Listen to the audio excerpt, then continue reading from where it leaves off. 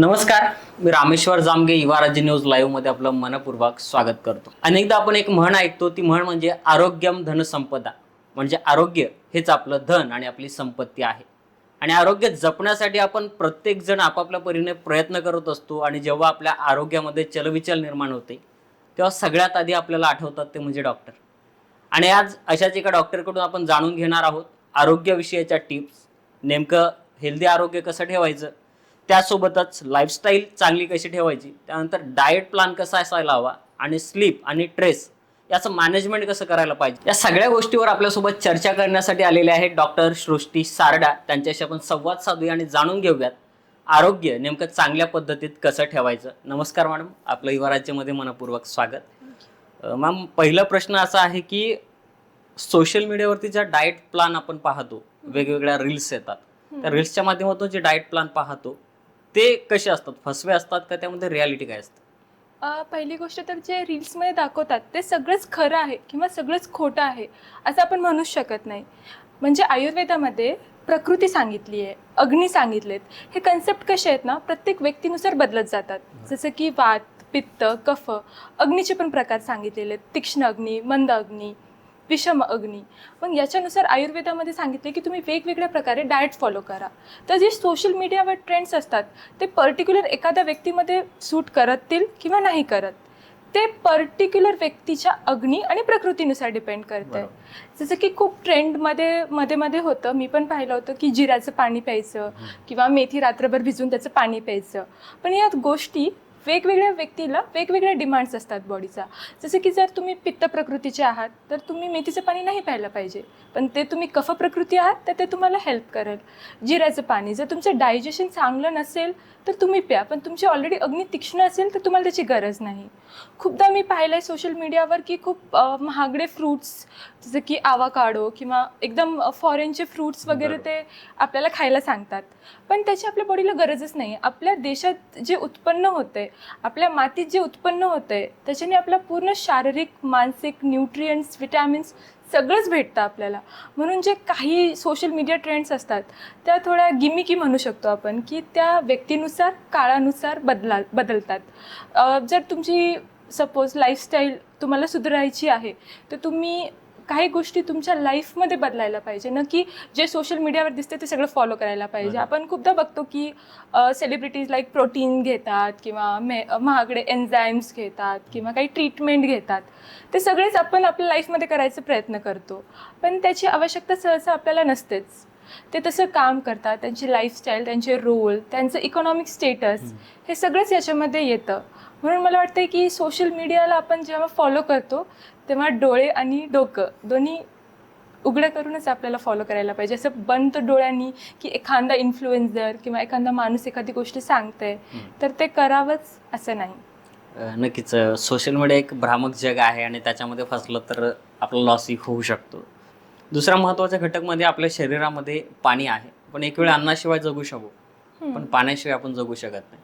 तर नेमकं आपल्या दैनंदिन जीवनामध्ये बघायला गेलं तर दिवसात किती पाणी प्यायला हवं आणि काय असतं? आपल्याला सगळ्यांनाच माहिती आहे की बॉडी 70% आपण म्हणतो की पाण्याने बनलेली आहे.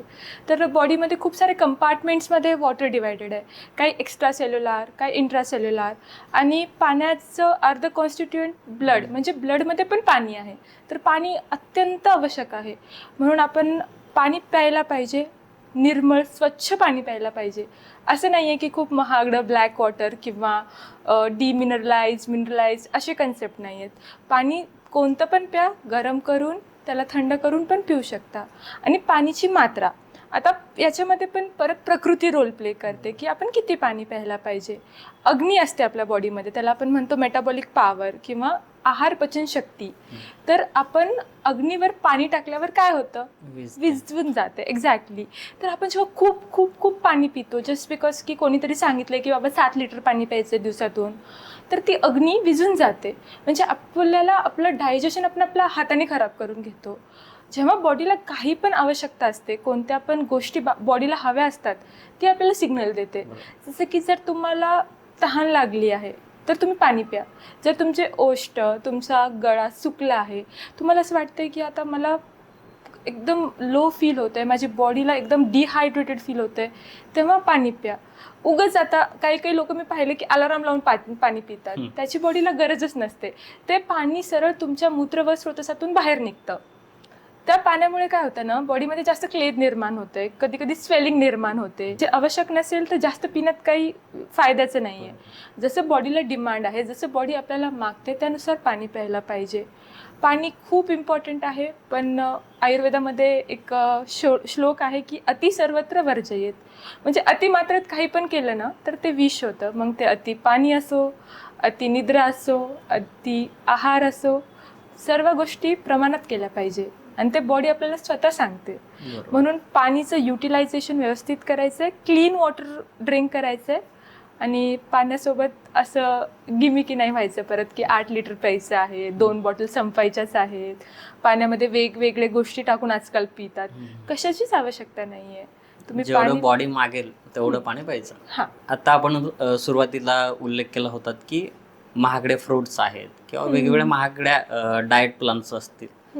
तर यामुळे लोकांचं असं अंडरस्टँडिंग झाली की त्या महागडे फ्रुट्स आणि महागड्या जे काही डाएट प्लॅन आहेत ते खाल्ले तरच आपली डाएट चांगली राहू शकते. आरोग्य चांगलं ठेवण्यासाठी पैसा महत्वाचा आहे का शिस्त?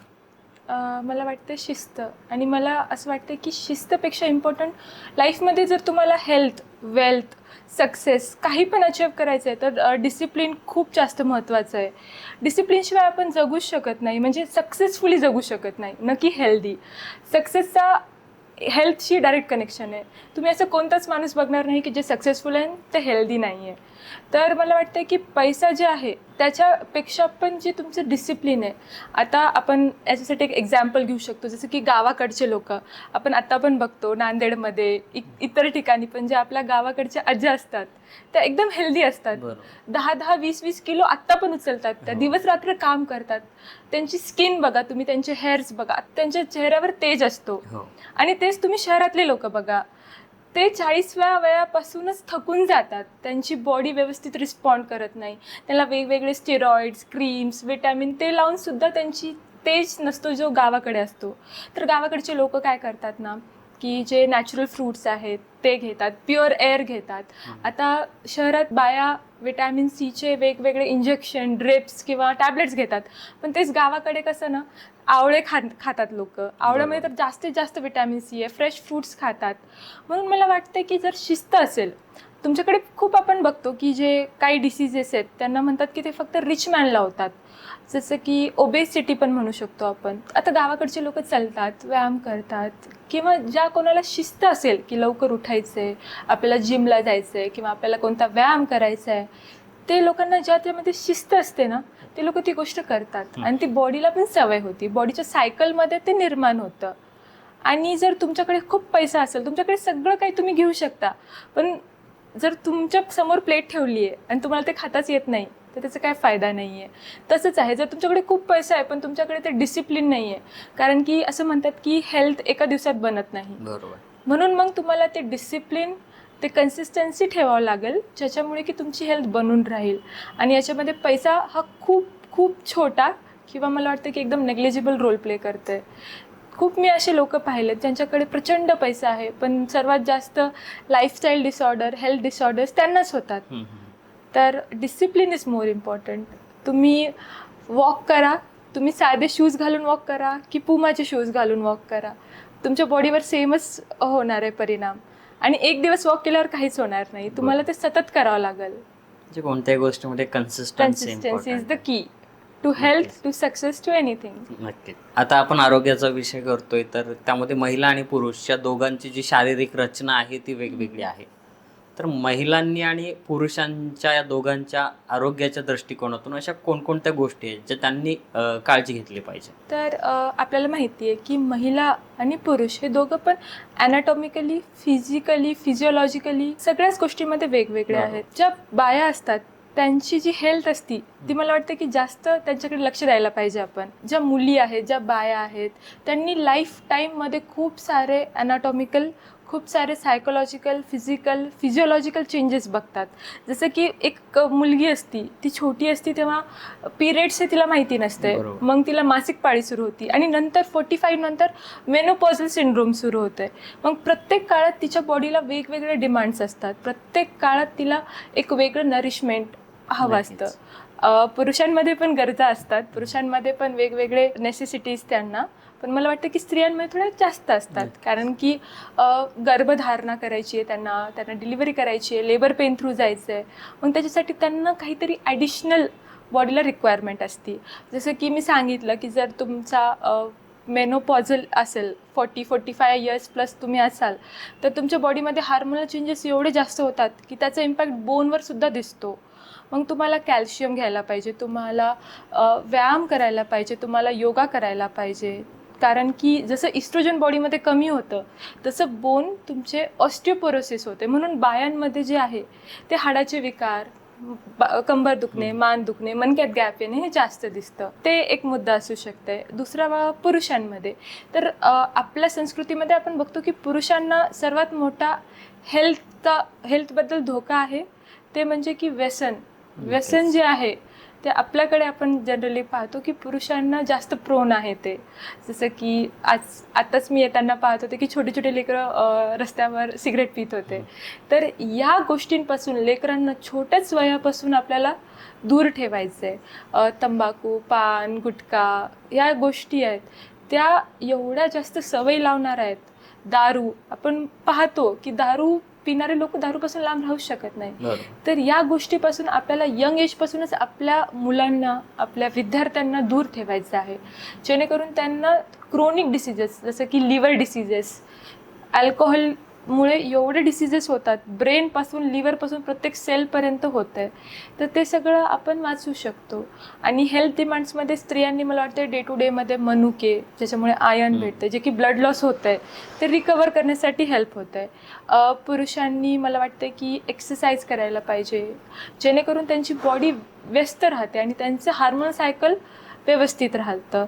तसंच स्त्रियांमध्ये त्यांनी yoga specifically for lower body करायला पाहिजे. अशा वेगवेगळ्या डिमांड्स त्यांनी वेगवेगळ्या प्रकारे पूर्ण केल्या पाहिजे. ही जी बॉडीची रिक्वायरमेंट आहे मेल आणि फिमेल याविषयी तर तुम्ही सांगितलं, पण तुम्ही आयुर्वेदाचे विद्यार्थी आहात, आयुर्वेद शास्त्रामध्ये तुम्ही काम करते. तर आयुर्वेद शास्त्र असं कोणती दिनचर्या सांगतं की जी आपल्या हेल्थसाठी चांगली आहे? आयुर्वेद काय सांगतं? तर आयुर्वेदाची जी ॲक्च्युअल दिनचर्या आहे ती आचार्यांनी, म्हणजे आमचे आचार्य आहेत चरक आणि दुसरे जे आहे ते अष्टांग हृदयमचे वाघभट, त्या दोघांनी सांगितलेली आहे आणि ती पाहिली तर खूप सोपी आहे आणि आज जर आपण फॉलो करायला पाहिलं तर खूप अवघड आहे. फक्त मग मधला मार्ग म्हणून आपण त्याला लाईफमध्ये आणू शकतो आपल्यानुसार. आता आचार्यांनी सांगितलं की सकाळी तुम्ही 4 वाजता उठा सूर्योदयापूर्वी, तेवढं पॉसिबल नाही तर तुम्ही 6पर्यंत उठायचा प्रयत्न करू शकता. आचार्यांनी सांगितलं की उठल्या उठल्या तुमच्या बॉडीमध्ये मलमूत्र विसर्जन, म्हणजे की जे वेग येतात आपल्याला सकाळी, ते करायला पाहिजे. आजकाल लोक एवढे कॉन्स्टिपेटेड आहेत की त्यांना वेगच येत नाही, तर त्यांनी सायकल सुधारली तर ते वेग ऑटोमॅटिकली येतील, ते फोर्स नसतील. त्याच्यानंतर त्यांनी सांगितलंय की तुम्ही सकाळी व्यायाम करा, अभ्यंग सांगितलंय. तर हे जे अभ्यंग एक कन्सेप्ट आहे ती मला पर्सनली अशी वाटते की आयुर्वेदाचं एक अमूल्य देण आहे आपल्याला. तर सांगितलंय संहितांमध्ये की अभ्यंगम आचरित नित्यम स जरा श्रम वाथारा, म्हणजे रोज सकाळी उठून जर आपण तेल लावलं शरीराला किंवा कोणत्याही प्रकारचं स्नेहद्रव्य, तेल, तूप, तर त्याच्यामुळे काय होतं ना, आपली बॉडी एवढी हेल्दी राहते, आपले जे सेल्स आहेत ते एकदम तारुण्य वयामध्ये राहतात, म्हणजे आपल्याला म्हातार पण येत नाही.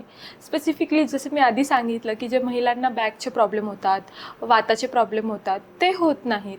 म्हणून आचार्यांनी सांगितलं की दिनचर्येमध्ये तुम्ही सकाळी उठा, मलमूत्र विसर्जन करा, अभ्यंग करा, मग त्याच्यानंतर तुम्ही व्यायाम करा, त्याच्यानंतर तुम्ही अंघोळ करा, देवाचे स्मरण करा, जेवण करा. आता हे पण मुद्दा खूप इम्पॉर्टंट आहे की त्यांनी सांगितलं की सकाळी तुम्ही नाश्ता नका करू तर जेवण करून घ्या, म्हणजे तुमची बॉडी जी आहे रात्रभरापासून जी उपाशी आहे त्याला तुम्ही चांगलं डाएट द्या, जेणेकरून तुमचं मेटाबॉलिझम चांगलं होईल किंवा तुमचं अग्नी प्रदीप्त राहील. मग त्यांनी सांगितलं की दिवा स्वाप, जे की आपण रोज करतो, म्हणजे सकाळी दुपारच्या काळात स्पेसिफिकली आपल्या घरातल्या स्त्रिया किंवा आपण सुद्धा जेंट्स स्टुडंट सगळेच काय करतात, दुपारी 1-2 तास झोपे जातात. ते चुकीचं सांगितलंय. त्याच्यामुळे बॉडी एकदम गुरु बनते, म्हणजे आलस्य येतो डोक्याचा पण, मनाचा पण आणि ओव्हरऑल बॉडीचा पण. आता तुम्ही उल्लेख केलात नाश्ता, तर आत्ताच्या सिच्युएशनला बघायला गेलं तर नाश्ता हा सगळ्यांच्या आयुष्यातला महत्त्वाचा पार्ट झाला. कारण त्यांची सकाळची सुरुवात चहा, नाश्ता आणि ब्रेकफास्ट इथून होते. तर हे कितपत योग्य आहे? चहा, नाश्ता, ब्रेकफास्ट हे शरीरासाठी हानिकारक आहे का उपयुक्त आहे? आता याच्यामध्ये मला वाटतं की आपल्याला 2 ग्रुप्स करायला पाहिजे. एक तर आहे की नाश्ता कोणासाठी, म्हणजे कोणी नाही खायला पाहिजे. तर पहिली गोष्ट म्हणजे की जे लोक घरी आहेत, जसं की आपल्या मम्मी पप्पाच्या वयातील लोक, तर त्यांना नाश्ता अवॉइड करायला पाहिजे. त्यांनी सकाळी लवकर प्रॉपर भाजी पोळी, कोशिंबीर, भात, वरण सगळं खायला पाहिजे. का? कारण की रात्रभरापासून आपल्या बॉडीमध्ये काहीच नसतं. आपली बॉडी एक खाली पात्रासारखी असती आणि अग्नी एकदम तृप्त असतो. मग जर आपण व्यवस्थित अन्न घेतलं तर बॉडी लवकर त्याला पचवते आणि एसेन्शियल जे बॉडीला लागतात दिवसभराच्या कामासाठी, दिवसभर आपल्याला ब्लड सर्क्युलेशनसाठी एनर्जी लागती, आपल्याला रेस्पिरेशन ऑक्सिजन घेण्यासाठी, कार्बन डायऑक्साईड सोडण्यासाठी जी एनर्जी लागती ती त्या अन्नापासून मिळते. आणि ते अन्न जर आपण बॉडीला सकाळी सकाळी खूप स्ट्रॉंग अन्न दिलं, खूप हेल्दी आणि फुलफिलिंग दिलं, तर ती बॉडी एकदम मेटाबॉलिझम चांगलं होतं आणि आपल्याला ज्या आवश्यक आहेत त्या गोष्टी भेटतात. दुसरं ग्रुप येते स्टुडंट्स, जे की माझ्यासारखे आहे, जे हॉस्टेलवर राहतात किंवा ज्यांना नाश्ता म्हणजे सकाळी जेवण करणं पॉसिबल नाही आहे. तर नाश्ता त्यांच्या लाईफमधला एक अनअवॉइडेबल पार्ट आहे, त्यांना करावंच लागणार आहे. पण इथं पण महत्त्वाचं आहे की ते नाश्त्यामध्ये काय घेतात. जसं की फ्रूट्स घ्यायला पाहिजे सकाळी सकाळी. आपण खूप बघतो आता वेस्टर्नायझेशनमुळे आपण ब्रेड वगैरे हे पदार्थ घेतो, पण हे आपल्या कल्चरमध्ये, आपल्या आयुर्वेदामध्ये हे कुठेच नाही आलेलं आहे. आपल्याकडे आहेत फ्रूट्स, जसं की डाळिंब खायला पाहिजे सकाळी एक. तुमची प्रकृतीनुसार तुम्हाला डाळिंब किंवा कोणता जर ज्यूस सूट होत असेल तर ज्यूस प्यायला पाहिजे. ओट्स हा पदार्थ पण आपल्याकडे नाही आहे. आपल्याकडे पदार्थ आहे भगर, वेगवेगळे थालीपीठ. ह्या गोष्टी जर पॉसिबल आहे तर हा करायला पाहिजे. सध्या तुम्ही म्हणलात की पूर्ण लाईफस्टाईल चेंज झाली, लोकांची राहणीमान बदललं आणि त्यामुळे काय होतं की वजनाचे प्रॉब्लेम आले. तर नेमकं वजन कमी करणं हा सगळ्यात मोठा टास्क झाला लोकांसमोरचा. तर वजन कमी करताना लोक मोठ्या चुका कोणत्या करतात? आता वजनचं डायरेक्ट कोरिलेशन आहे आपल्या हाईटशी. जर तुमची हाईट आणि तुमचं वजन याचा एक रेशिओ असतो, त्याला आपण म्हणतो BMI. तर BMI तुमचं तुम्हाला चेक करायला पाहिजे आणि त्याच्यानुसार जर तुम्ही ओव्हरवेट आहेत किंवा ओबेज आहेत तर तुम्ही वजन कमी करा. हे झालं पहिलं. दुसरं, आयुर्वेदामध्ये सांगितलं आहे की तुम्हाला बॉडीमध्ये गुरुता फील होत असेल, आलस्य किंवा अरुची, म्हणजे असं की तुम्हाला तुमचे जे डेली लाईफस्टाईल आहेत, जे डे टू डे रुटीन काम आहेत ते करण्याची शक्ती पण भेटत नाही आहे आणि तुम्हाला नेहमी हेवी स्लगिश फील होतं आहे, तर तुम्हाला वजन कमी करण्याची आवश्यकता आहे. आता वजन कमी करण्यामध्ये आपण काय करतो? तर मी पाहिलेलं आहे की लोक जेवण सोडून टाकतात, जेवणच करत नाहीत. असं नसतं. आपल्या बॉडीला कंटिन्युअसली एनर्जीची गरज असते. तर मला वाटतं की तुम्ही जेवण सोडून देण्यापेक्षा तुम्हाला एक योग्य वेळ, एक योग्य काळ, एक योग्य मात्रेत जेवण करायला पाहिजे. जसं की खूप सारे ॲक्टर ॲक्ट्रेसेस तुम्ही पण पाहिलं असेल की ते म्हणतात की संध्याकाळी 6 नंतर जेवू नका. का नका जेवू? 6 वाजता पोट भरून जेव्हा तुम्ही सूर्यास्त व्हायच्या आधी, मी सांगते तुम्हाला तुमचं वजन कधीच वाढणार नाही. हे असं नाही की रात्रीचं जेवण सोडून देते. अरे नाही, तुम्ही रात्रीचं जेवण एक स्पेसिफिक काळामध्ये करा, जेणेकरून ते व्यवस्थित पचल. सध्या कमी झोप आणि जास्त झोप या 2 गोष्टी मानसिक आरोग्य आणि मानसिक संतुलनावरती परिणाम करतात. तर कमी झोप घेतल्याने शारीरिक आणि मानसिक दृष्ट्या शरीरामध्ये काय बदल होतात आणि त्याचा आपल्याला लॉस काय? तर आयुर्वेदामध्ये ना 3 उपस्तंभ सांगितलेत की 3 गोष्टीवर, जसं आपलं हे स्टुडिओ, आपलं घर पिलर्सवर उभं असतं, तसेच लाईफ आपली 3 पिलर्सवर उभी आहे. त्याच्यामधले पहिला आहे आहार, आणि दुसरा आणि सर्वात महत्त्वाचा आहे निद्रा. तर तुम्ही पाहिलं काही दिवसांपूर्वी सोनमजी डाएटवर होते किंवा फास्टिंगवर होते, उपोषणावर होते तर त्यांनी आहाराशिवाय जगू शकले, पण निद्रेशिवाय जगू शकले का? नाही. निद्रा तेवढा इम्पॉर्टंट पार्ट आहे आपल्या लाईफचा. आयुर्वेदामध्ये ते सांगितलं की आपल्या लाईफमध्ये सुख, दुःख, ज्ञान, अज्ञान हे सगळ्यांचे जे आपल्याला फिलिंग्स येतात त्या निद्रेवर डिपेंडेंट असतात. तुम्ही एखाद्या दिवशी झोपू नका, तुम्हाला पुढच्या दिवशी तुम्हाला कोणी शिव्या दिल्या, तुम्हाला कोणी वाईट बोललं तरी तुम्हाला ते वाईट नाही वाटत. तुमचं मन स्थिर नसतं, तुमचे सेन्सेस प्रॉपर नसतात. तर निद्रेचा एवढा जास्त आपल्या शरीरावर आणि मनावर दोघांवर पण परिणाम आहे की जर तुम्ही कधी स्ट्रेसमध्ये असताल, ओव्हर थिंकिंग करत असाल तर तुम्हाला झोप येत नाही. का? मनाचा आणि निद्रेचा डायरेक्ट संबंध आहे. निद्रा जसं असं सांगितलं आयुर्वेदामध्ये की जसं आई आपल्याला जवळ घेते आणि आपलं मन शांत करते, तशीच निद्रा आहे आपल्या बॉडीसाठी. ती आपल्याला शांत करते. आपल्या मनाला जे शारीरिक आणि मानसिक थकवा येतो तो निद्रेमुळे दूर होतो. आणि आजकाल लोक काय करतात, निद्राच कमी करतात. किंवा सध्या एक ट्रेंड आहे की आपण पूर्ण वीकमध्ये रात्रभर जागू आणि संडेला दिवसभर झोपू. तसं शक्यच नाही आहे. जर संडेला तुम्ही दिवसभर खूप खाल्लं आणि पूर्ण वीकमध्ये खाल्लंच नाही तर पॉसिबल आहे का? नाही. तसंच आहार आणि निद्रा दोघांचं पण असं आहे की तुम्हाला रोज एक प्रॉपर क्वांटिटीमध्ये सम्यक वेळी सम्यक अवस्थेमध्ये घ्यायलाच पाहिजे. निद्रा करणाऱ्याचे पण खूप नियम आहेत. जर आता खूप लोक आहेत जे की नाईट ड्युटी करतात, नाईट शिफ्ट करतात, मग त्याला रात्री झोपणं पॉसिबल नाही आहे.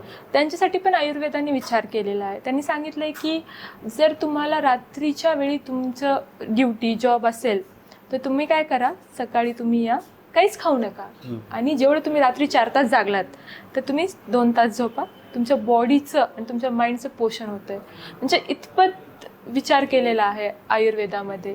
तर कमी झोप घेतल्यामुळे तुमच्या शारीरिक अपिअरन्सपासून तुमच्या मनावर, तुमच्या ब्रेनवर तुमचे जे हॅपी हार्मोन्स आहेत ते रिलीज होत नाहीत. आणि सर्वात बेसिक तर स्टार्ट होते डार्क सर्कल्स जे आपण म्हणतो तिथून. तुमच्या बॉडीमध्ये जे अन्न आहे जर तुम्ही व्यवस्थित झोप नाही घेतली तर ते तसंच पडून राहतं आणि त्याचा आम विष बनतो. तर एवढा इफेक्ट होतो आपल्या बॉडीवर निद्रेचा. म्हणून मला वाटतं की रोज अडल्ट्सनी कमीत कमी 6 ते 8 तास, जास्त पण नाही झोपायचं, but 6 to 8 hours sleep is must. आणि आज 1 वाजता झोपले, उद्या 12ला, नंतर 9ला असं न करता एक व्यवस्थित काळ पाहिजे की रोज मी 10 वाजता झोपणारच, मग काही का असोना. मग आपल्या बॉडीची एक रिदम बनती, त्याच्यामुळे आपण 10ला आपल्याला झोप लागती. मग आपण मोबाईल बघत नाही, आपण खूप साऱ्या वेगवेगळ्या गोष्टी ज्या आहेत त्याच्यापासून आपलं मन कंट्रोल होतं, रिदम बनती बॉडीची. आपण 10ला झोपतो, 6ला उठतो. म्हणून मला वाटतं की मॅक्सिमम किती पण बिझी शेड्यूल असू द्या तुम्हाला 10-10:30च्या आधी झोपायला पाहिजे. झोप जास्त येणं हा एक रोग म्हणून, डिसीज म्हणू शकतो त्याला आपण. तर हा रोग, झोप जास्त येणं हे पण आता जास्त प्रमाणात वाढताना दिसते तरुणांमध्ये. तर त्याच्या मागची कारण काय? त्याच्या मागचं कारण मी आत्ताच एक्सप्लेन केलं आहे की रात्रभर ते लोक जागतात, मग म्हणून त्यांना जास्त झोप येते. बॉडीनी जर एकदा सम्यक, मी तुम्हाला आधी सांगितलं आहे की बॉडीच्या नीड्स असतात, तर ती बॉडी आपल्याकडून करून घेते किंवा मागून घेते. जर तुम्ही रात्रभर नाही झोपलात तर तुम्हाला दिवसा झोप येणारच आहे, ते अनअवॉइडेबल आहे. म्हणून याच्यासाठी सोल्युशन हे की तुम्ही स्वतः, मी यंगस्टर्सला अपील करते की तुम्ही ट्राय करून बघा, रात्री 9 नंतर मोबाईल बघू नका आणि 10 वाजता झोपी जा. मग मी चॅलेंज करते की त्यांना कधीच असं वाटणार नाही की आपल्याला दिवसा झोपायचं आहे, कारण की त्यांनी तेवढे एनर्जेटिक राहणार. पहिले काही दिवस मे बी त्रास होऊ शकतो, कारण की ही हॅबिट आहे. मी आत्ताच सांगितलं तुम्हाला की हेल्थ कधीच एका दिवसात किंवा थोड्या काळात नाही बनत. त्याच्यासाठी तुम्हाला कंटिन्युअसली डिसिप्लिन राहावं लागतं आणि कन्सिस्टंटली शो अप करावं लागतं आहे. 30-45 डेज नंतर असं होईल की त्यांची रिदम बनून जाईल की त्यांना 10 वाजता झोपायचंच आहे आणि मग त्यांना ऑटोमॅटिकली 6 वाजता जाग येईल आणि दुपारची जी अति झोप आहे ती चालली जाईल. उत्तम आरोग्य राहावं आणि हेल्दी लाईफस्टाईल असावी, स्ट्रेस माणसाला येऊ नये, यासाठी तुम्ही व्ह्युअर्सला शेवटचा काय संदेश द्याल आणि काय सांगाल की कशा पद्धतीत हेल्दी लाईफस्टाईल आपल्याला ठेवता येईल? हेल्दी लाईफस्टाईलचे मला आत्ता मी जेव्हा खूप सारे रिसर्च आर्टिकल्स, पेपर्स वाचते तर त्याच्यामध्ये एक कन्सेप्ट आहे, त्यांनी एक ॲब्रिवेशन दिलं आहे MEDS-RX. तर या 6 गोष्टी जर आपण रोज फॉलो केल्या, त्याला रोज टाईम दिला तर आपण हेल्दी राहू शकतो फिजिकली अँड मेंटली. तर M फॉर मेडिटेशन. आता आयुर्वेदामध्ये सांगितलेलं आहे वेगवेगळे प्रकारचे योगा, प्राणायाम, जे आपण बाबा रामदेवपासून शिल्पा शेट्टी सगळेच करतात, तशा गोष्टी आपल्याला आपल्या लाईफमध्ये किंवा डे टू डे लाईफमध्ये त्यासाठी थोडा वेळ, लाईक 20-25 मिनिट का होईना काढायला पाहिजे. दुसरं आहे एक्सरसाइज. मग तुम्ही वॉक करा, तुम्ही जिमला जा, तुम्ही वेगवेगळे स्ट्रेचिंग करा, तुमच्या वयानुसार, तुमच्या प्रकृतीनुसार तुम्हाला जे आवडतं आहे किंवा ज्याच्यामुळे तुम्हाला लघुता फील होते ते करायला पाहिजे. पण एक्सरसाइजसाठी पण डे टू डे लाईफमध्ये 20-25 मिनिट काढायलाच पाहिजे. तिसरं आणि सर्वात इम्पॉर्टंट आहे डाएट. D for diet. तर डाएट आपल्या बॉडीमध्ये इंटरनली आपण जसं खातो तशी आपल्याला एनर्जी भेटते. आपल्याला हेल्दी फ्रूट्स लाईक अनहेल्दी गोष्टींपासून दूर राहायचं आहे. हेल्दी खाल्लं, सात्विक खाल्लं की आपल्या बॉडीमध्ये सात्विक एनर्जी येते, ज्याच्यामुळे की आपलं ब्रेन आणि आपलं मन, आपली बॉडी स्फूर्ती भेटते आपल्याला. तर डी नंतर आहे एस म्हणजे आपण त्याच्यावर आत्ताच चर्चा केली, स्लीप. तर स्लीप मी आता तुम्हाला सगळं सांगितलं आहे की स्लीप सुख, दुःख, ज्ञान, अज्ञान हे सगळं आपलं स्लीपवर डिपेंड असते. तर स्लीप पण खूप इम्पॉर्टंट आहे. त्याच्यानंतर आहे एक्स म्हणजे तुम्हाला एक हॉबी असती, जसं की मला व्हिडिओज बनवायला आवडते, मला डान्स करायला आवडते, तुम्हाला ड्रॉइंग आवडत असेल, तुमच्यापैकी कोणाला स्केचिंग आवडत असेल, तर ती हॉबी तुम्हाला जोपासणं खूप गरजेचं आहे. आपण जॉब लागली, आपला एखादा प्रोफेशन लागला, तर आपण काय करतो ना, ती हॉबी विसरून जातो. त्याच्यामुळे काय होतं आहे की आपल्याला मनापासून ज्या गोष्टी आनंद देतात त्याच्यासाठी आपण वेळच देऊ शकत नाही, आणि त्याच्यामुळे आपलं मनाला आवडणारी गोष्ट आपल्यापासून लांब जाते आणि एक जे इंटरनली हॅपी हार्मोन सिक्रेट होतात ते होत नाही. तर मला वाटतं की सगळ्यांना हे करायलाच पाहिजे. तर तुम्ही मेडिटेशन करा, तुम्ही एक्सरसाइज करा, तुम्ही डाएट चांगलं करा, तुम्ही स्लीप चांगली घ्या, आणि तुम्ही तुमच्या ज्या हॉबीज आहेत त्या जोपासून ठेवा. तुम्ही आलात आणि आरोग्याविषयी एवढे चांगल्या पद्धतीत आमच्या दर्शकांना माहिती दिलात, त्याबद्दल मनपूर्वक आभार. आपल्यासोबत होत्या डॉक्टर सृष्टी सारडा. त्यांच्याकडून आपण आरोग्य, डाएट, हेल्दी लाईफस्टाईल, स्ट्रेस आणि स्लीप या सगळ्या गोष्टींवरती सविस्तर चर्चा केली. अशाच पद्धतील वेगवेगळ्या माध्यमातून वेगवेगळ्या क्षेत्रात काम करणाऱ्या मान्यवरांच्या मुलाखती तुम्हाला पाहायच्या असतील तर पाहत राहा युवा राज्य न्यूज लाईव्ह. धन्यवाद.